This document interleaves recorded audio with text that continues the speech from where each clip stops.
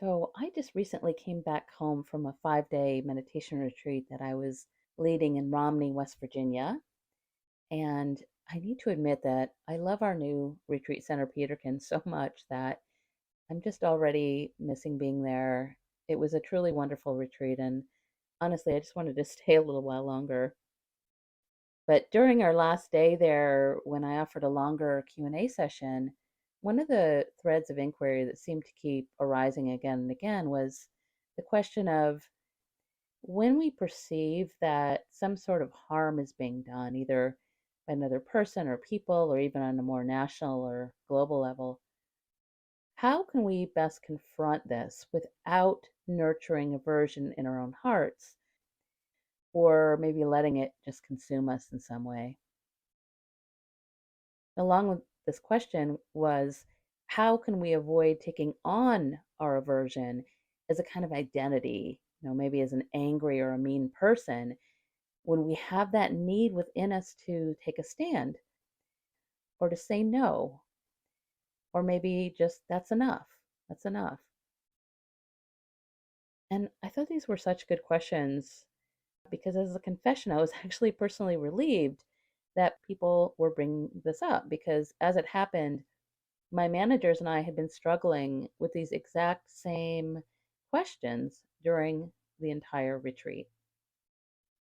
Unfortunately, one of our students was almost continually disrupting the silence for everyone in many different ways. And so we were put in a kind of difficult position of needing to remind this person to please be more mindful about honoring our commitment to one another to protect the noble silence. And sadly, we ended up needing to do this many times. And it was really challenging because you might imagine this isn't easy to do. And of course, it wasn't easy for this person to hear. And so for this talk, I thought I would expand on my answers to my students' questions a little bit and explore what the Buddha had to tell us about how we can set better boundaries for both ourselves and for others. And so to start, I thought I might point out some of the reasons why setting boundaries can be so difficult or challenging for so many of us so that we can just begin to become more mindful of these. So, the very first and probably most common of these, I think, is that most of us tend to really judge the aversion that we experience as bad or wrong, quote unquote.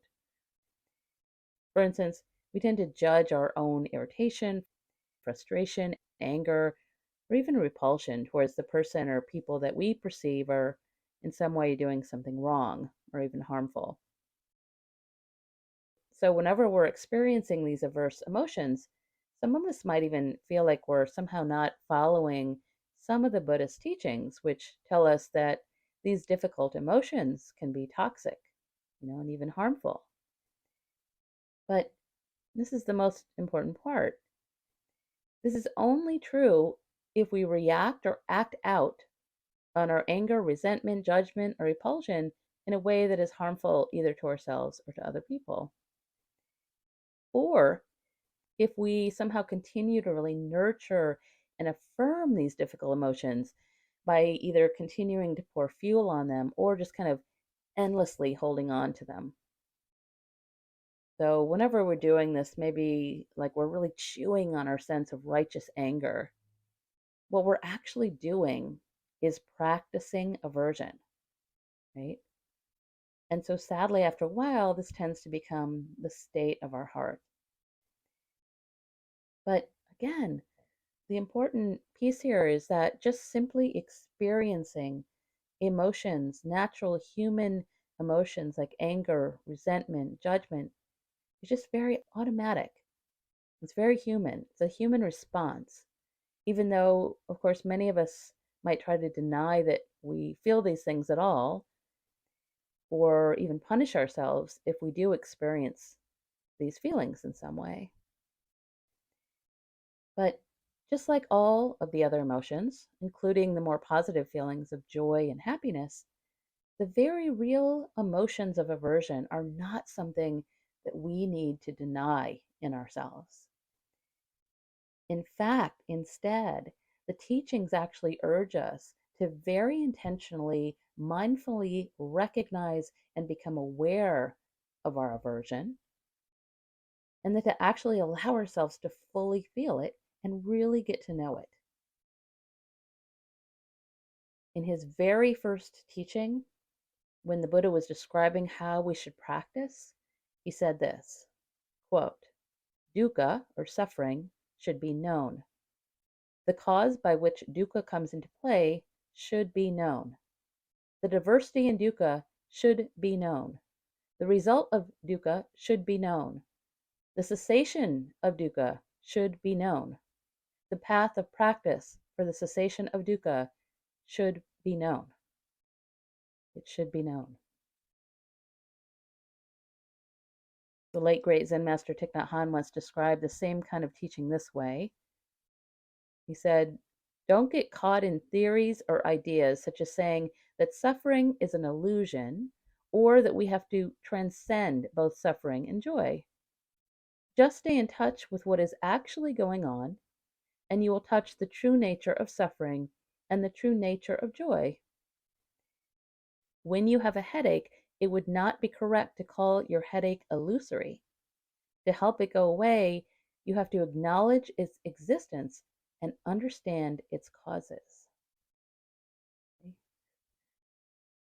I also sometimes like to think of a great quote from Shakespeare who told us, there is nothing more confining than the prison we don't know we are in.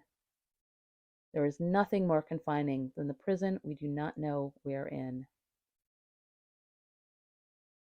So, all that being said, we just really want to use our practice to train ourselves to be with our difficult emotions and really get to know them so that we can not only recognize them more quickly in the future, but we'll be better able to use our pana or wise discernment to decide what might be the best, most compassionate action, if any.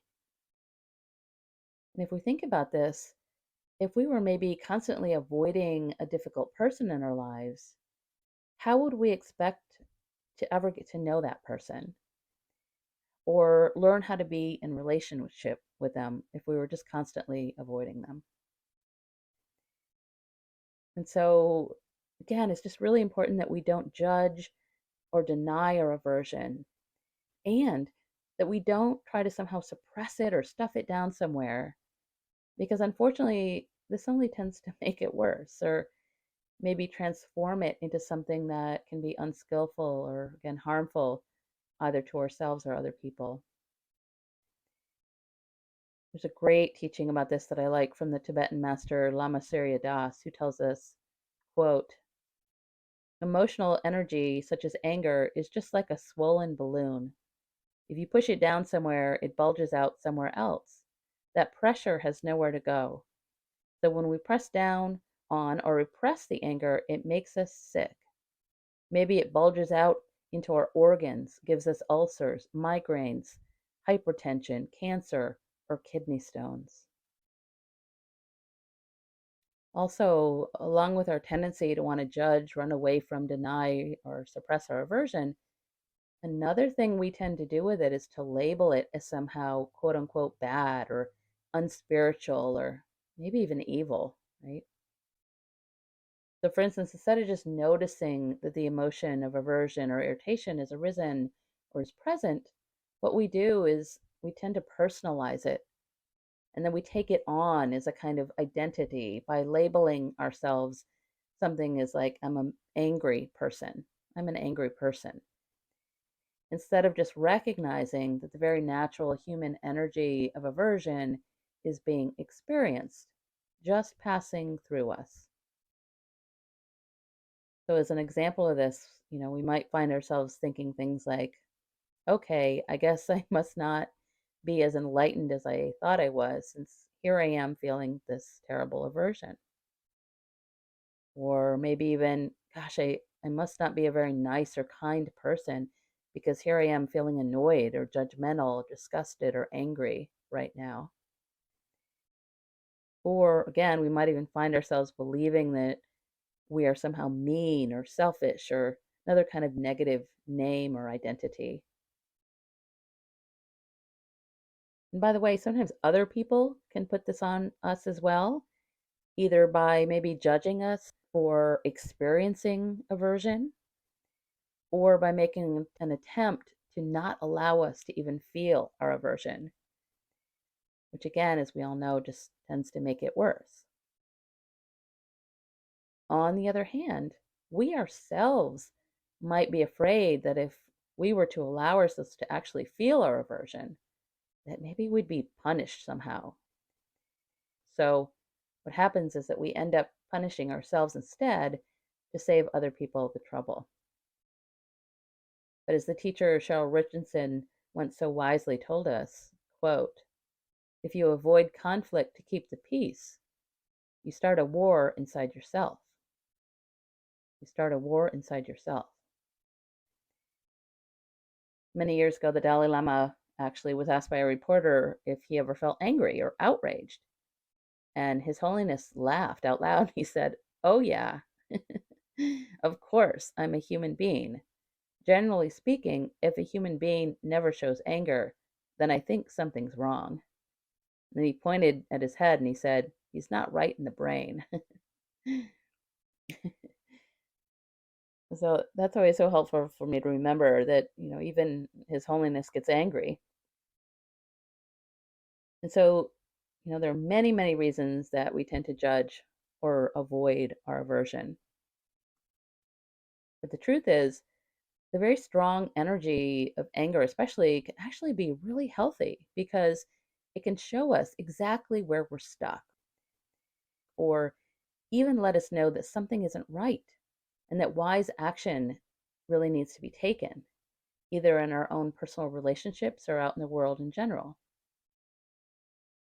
In fact, it can be really helpful to remember that we want to actually use our anger as a kind of fuel, as something that can help protect the thing that we love that we see is being harmed. Right? So, for instance, say we might love the environment.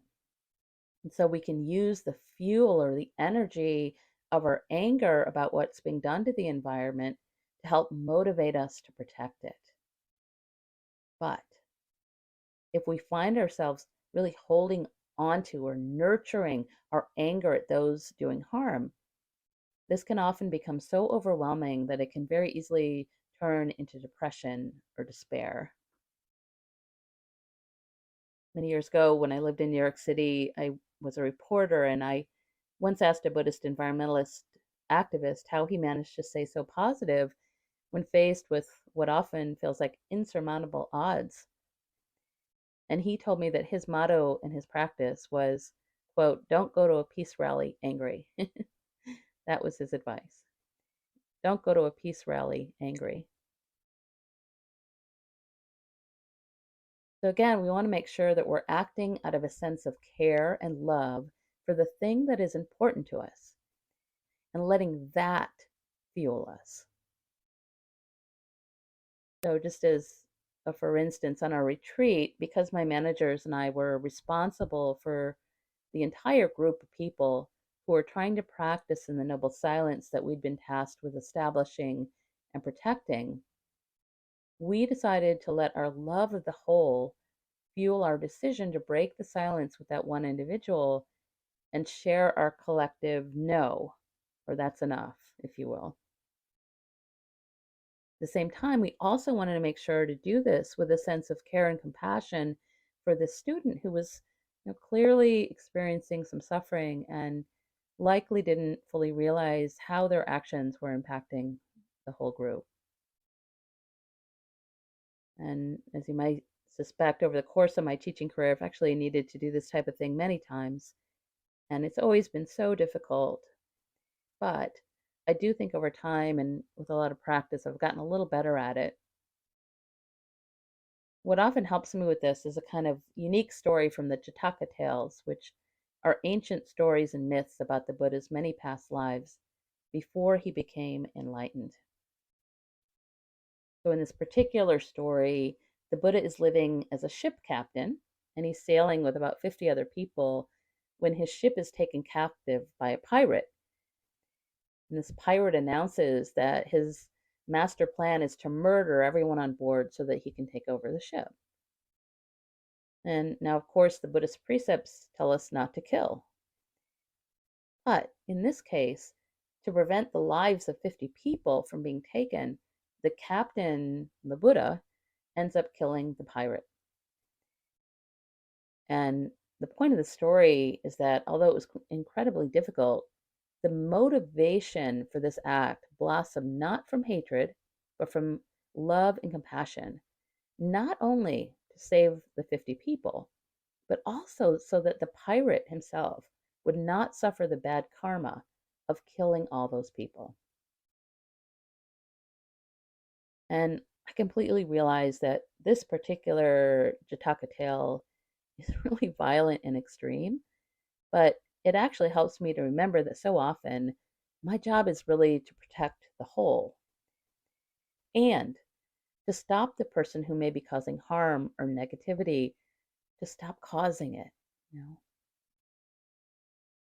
this is really important because as the Buddha taught us, whenever we're not saying no or not letting people know that they are in some way crossing a boundary, what we're doing in essence is fueling their bad behavior. And we're also not allowing them to understand that what they're doing is unskillful or maybe causing harm. To quote Pema Chodron, she says, instead of offering a friend medicine, bitter though it may be when ingested, you feed them more poison. At the very least, you don't take it away from them. This is not compassion at all. It's selfishness, as you're more concerned with your own feelings than attending to your friend's actual needs. And so, as a kind of contemplation, then we might even ask ourselves, am I continuing to allow other people to do harm, maybe through my own lack of action? The question we can really just contemplate and ask ourselves. Another thing we can remember is that whenever we do decide to take some sort of action, the teachings urge us to make an effort to not hold that other person or people with contempt in our hearts, or to continue to feel aversion towards them. Okay, so whenever we're setting a boundary, we really want to make sure to practice offering our compassion towards the other person or the people who will likely need to struggle with our no in their own way and will likely need to struggle with changing their behavior in some way. And of course, because this is often difficult, it really is our practice to remember that whenever we make the decision to stand up and say no to someone, to make sure we're doing it in a way that does not create more harm.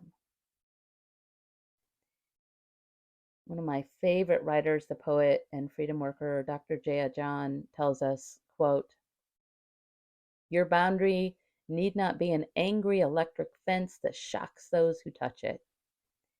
It can be a consistent light around you that announces, I will be treated sacredly. I will be treated sacredly.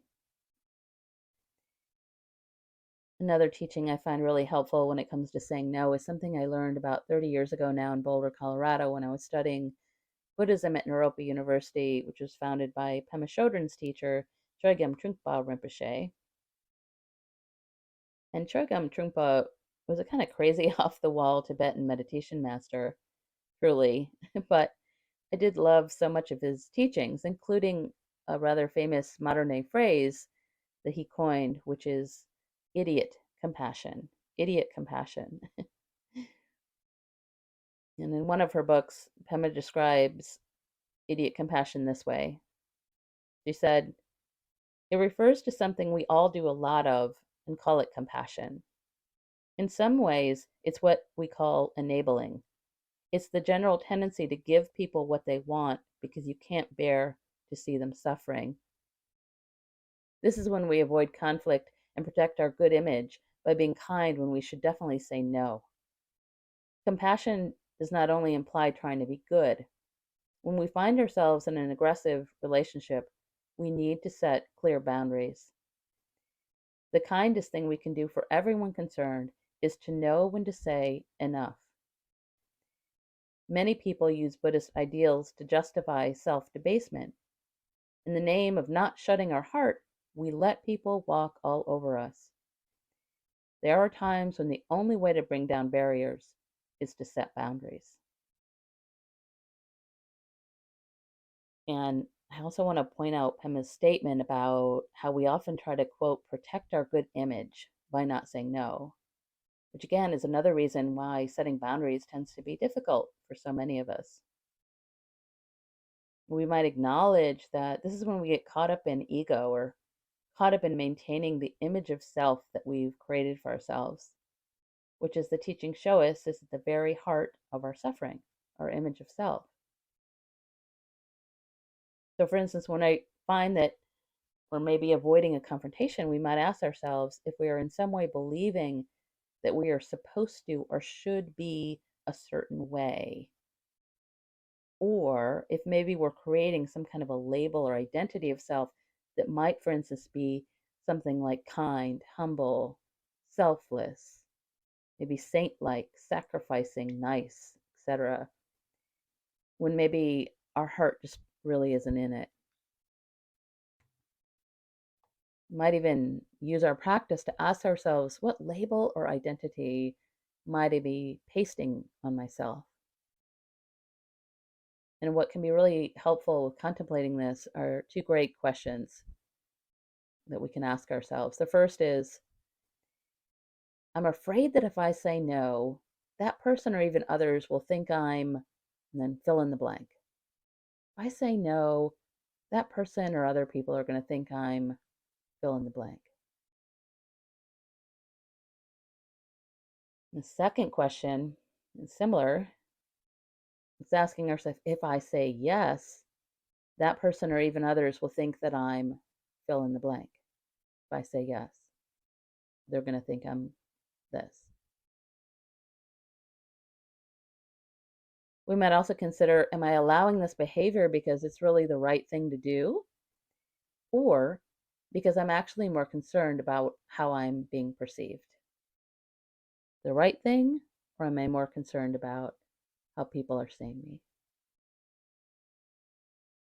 And by the way, perhaps the most painful part of this perception is about how we ourselves might be perceiving or judging ourselves in our own minds. So, another main way that we suffer around this selfing, if you will, is when we try to create a self that is either better than or worse than. Okay, so basically, when we start comparing. And just for a moment, we might even think about how often we do this. Compare. If we're really honest with ourselves, don't we tend to do this with almost every single person in our lives? Even with whole groups of people? We all actually tend to make these evaluations, even if they're very subtle. And sadly, it affects all our relationships and how we show up for them. And of course, it also tends to affect our sense of boundaries. As a for instance, whenever we're believing that we're somehow better than, we might tend to believe that other people's boundaries just aren't as important as ours. And therefore, we might have a more difficult time accepting another person's no. On the opposite end of this, we might notice that whenever we're perceiving ourselves as less than, our boundaries tend to become more fragile or thin or even easier to break. And sometimes when we're feeling less than, we might even believe that we're just not allowed to say no or protect ourselves. We're not allowed. Problem is that whenever we say yes when we really want to say no, or when we're in some way allowing our own feelings and needs to come second by labeling ourselves as less than or nice, what we're doing in essence is harming ourselves. And according to the Buddhist teachings, this actually doesn't help anyone because, of course, harming ourselves is the very opposite of what we're trying to practice. Another way our mindfulness practice can be useful for discerning our boundaries is by helping us to examine really honestly what brings us suffering and what brings us happiness, what brings us joy. So we might consider, for instance, how does it feel in the mind, heart, and body when we say yes to something that we really wanted to say no to, or maybe could have said no to? What does that feel like? Really examine that. Let it be known, as the Buddha said. Some of the telltale signs of this kind of suffering of not saying no when we might really want to can include a sense of confusion, or maybe resentment, frustration, anger, sometimes even sadness or a sense of despair or even depression. So, whenever we're sensing this, we might also consider what we're believing about why we needed to say yes to something that we really wanted to say no to. So, for instance, this might mean that we're really believing those negative labels that we tend to put on ourselves, like, I'm a mean person if I do that, or I might feel like a selfish person or not nice, etc. But very often, we tend to have strong beliefs about how the other person is going to react, even though saying yes to something we don't want to do is going to be more harmful, again, to ourselves. But as the Buddha taught us, we are actually not responsible for the reaction of others. That is their work to do, just as our reaction is our work to do. Many years ago, actually, I heard something that really stuck with me, though again, I can't remember the author. It was simply the truth that, quote, the only people who get upset when you set boundaries are the ones who benefited from you not having any. I'll read that again. The only people who get upset when you set boundaries are the ones who benefited from you not having any. I just kind of love that. Another thing I like to remember when it comes to setting boundaries is that in the suttas, our sati or mindfulness is often described as a kind of guard, in the sense that it not only keeps us from acting out on our aversion in harmful ways, it also guards our own hearts from becoming consumed or hardened by things like judgment, aversion, or anger. Whenever I think of this definition of mindfulness as a kind of guard, I'm almost always reminded of one of my very favorite teachings of the Buddha. Although there are no words to this teaching, it's just a simple hand gesture. But it's one of the best teachings that I know of. If you've ever seen a statue or an image of the Buddha, you've likely seen him with his left hand held open and his right hand facing outward like a signal to stop. And Kuan Yin sometimes also, the Bodhisattva of compassion, also has the same hand gesture or mudra.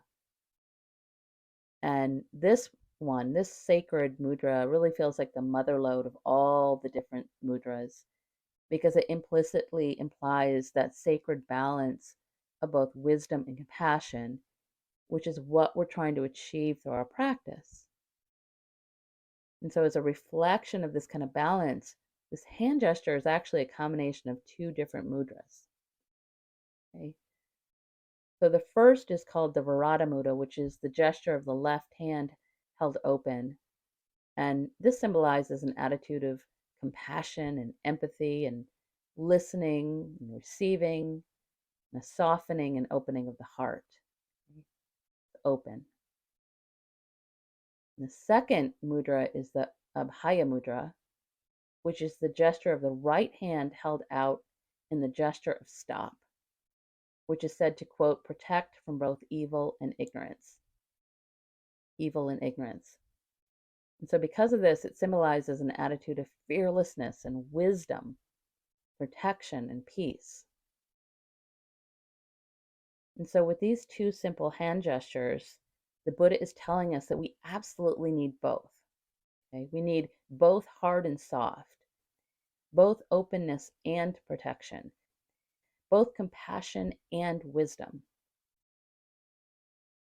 And the idea is that if we only nurture that hard protection piece, for instance, we're likely going to end up pushing everything and everyone away, not trusting anyone, or maybe even fearing them and being averse to them. And eventually, these kind of attitudes can really close off our hearts, they can harden them. But if we're only nurturing the softer openness, compassion, empathy, without being wise about protecting ourselves and others, again, unfortunately, we're just going to be setting ourselves up for being taken advantage of or even harmed.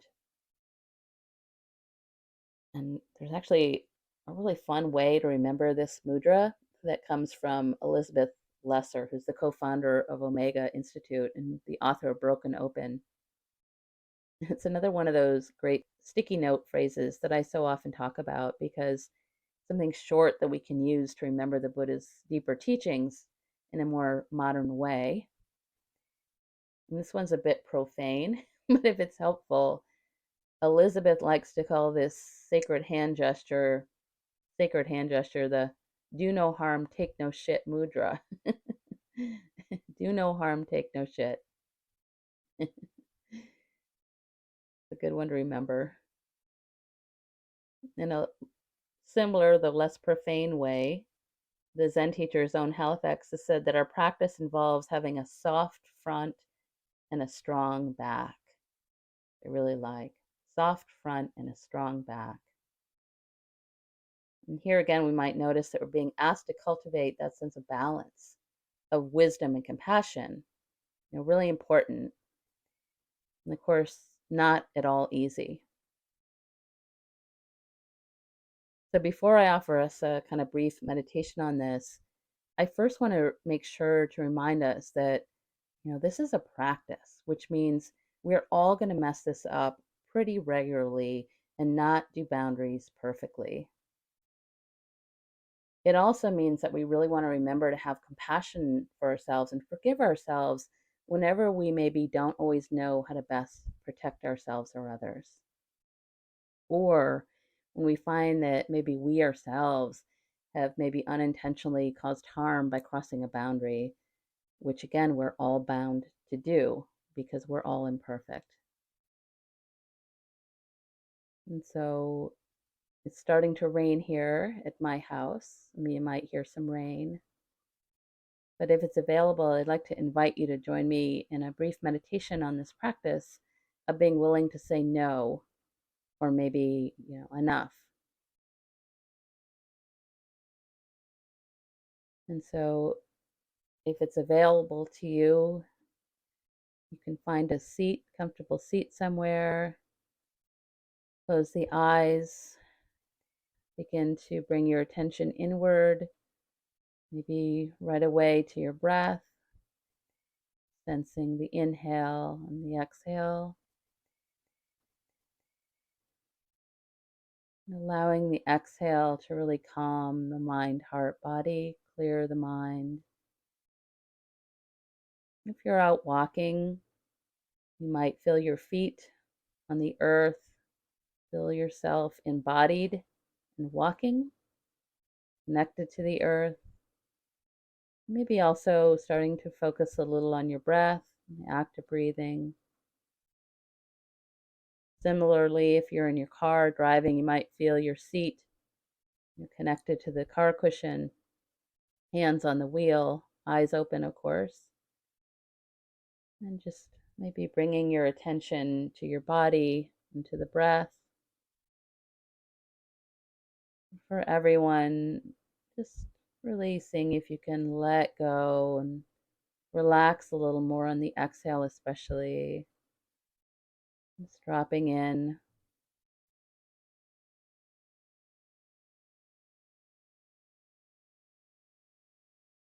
You might even right away bring a sense of friendliness, kindness, metta to your practice by bringing maybe just a slight smile to the corner of the eyes and the lips.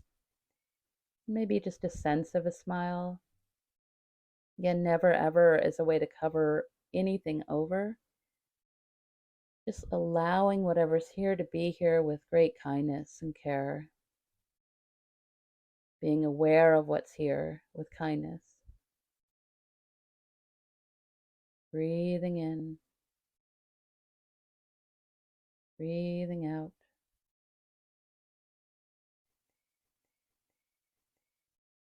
Maybe letting the shoulders drop,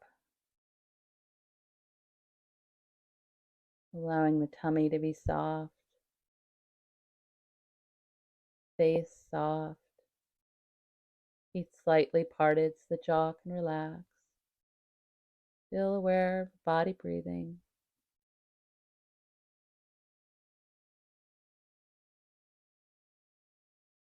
And sensing your connection to the earth, which is supporting you. Really feel held and connected, supported by the earth. Sense your groundedness. Really feel the weight of that, the pull of gravity, the connection. Trusting in that support.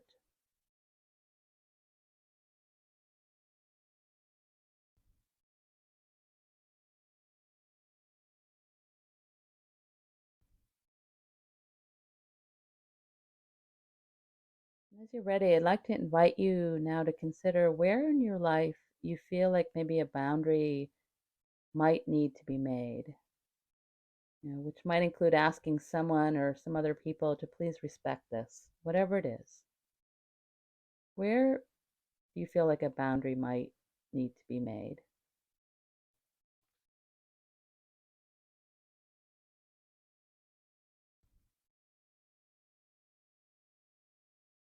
As you're considering this, I want to invite you to bring your left hand up towards your chest or your heart area and open it up towards the sky like a cup, as if you're holding the vast space of your heart in your hand. And if it's helpful, you might even place the right hand directly on your heart to connect even more with this heart space. Breathing in, connecting to the heart.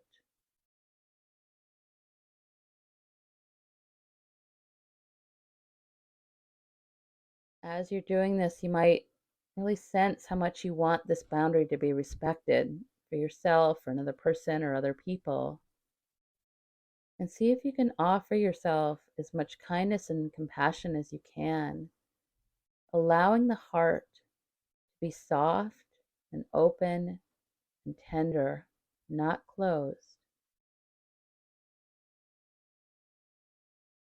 Really breathing in and allowing that openness.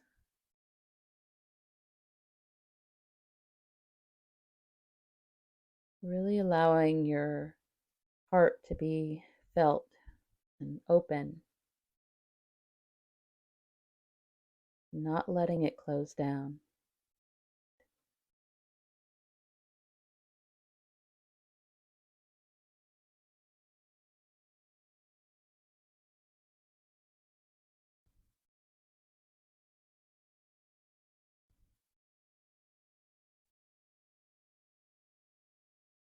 As you continue now to sense how strongly you want this boundary to be respected, I want to invite you now to allow the right hand to rise out in front of you in a gesture of stop, with your fingers raised toward the sky.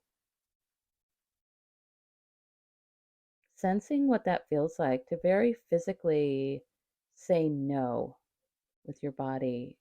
Or again, maybe that's enough. That's enough. You might even remember that this hand gesture is meant as a protection, and sense what that feels like, that sense of safety that comes from that.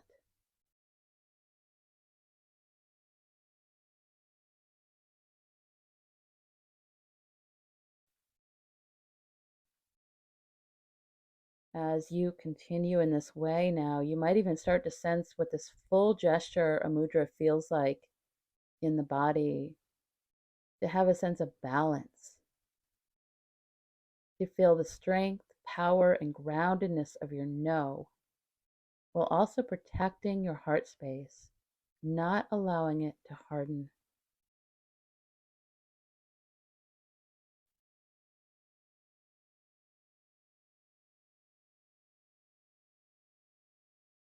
You might even recall Jaya John's suggestion that your boundary can be a consistent light around you that announces, I will be treated sacredly, or maybe we will be treated sacredly, whatever works.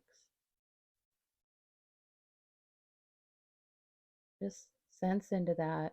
And in the next few minutes, see if you can sense and nurture that kind of sacred, protective light around you and around your heart, so that when this meditation ends, you can continue to take that forward with you, that sense of protection.